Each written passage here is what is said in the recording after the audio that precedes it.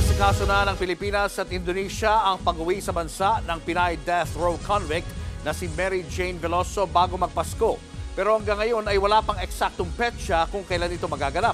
Nasa frontline na balitang yan si Camille Samonte.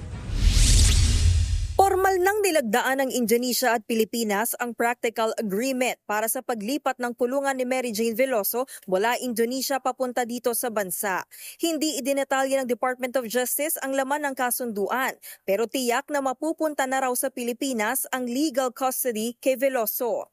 Well, yung usapin po ng executive clemency or pardon, which facility Mary Jane Veloso will be detained in. Yun po yung mga detalye na binibigay na po sa Pilipinas.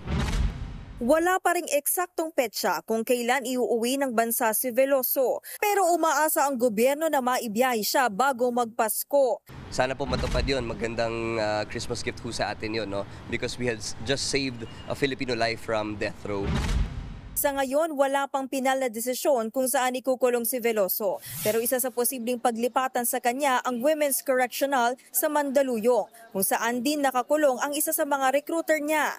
Kung dito siya ilagay, tiniyak ng Bureau of Corrections na hindi sila pagsasamahin sa iisang selda. Lalo't tatayo ring testigo sa kaso ng mga recruiter niya si Mary Jane. We will consider him as a PDL with some threats na pwede may mangyari. But normally, yung trabaho namin talaga yun to safekeep the PDLs and for look after the reformation. So, we will guarantee his safety.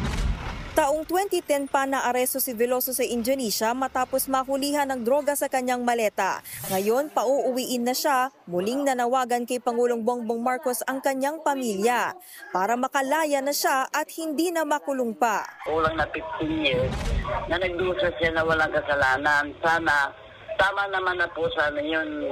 Sana ibigyan na po nila yung clemency. Pauwi na po dire-diretso sa amin.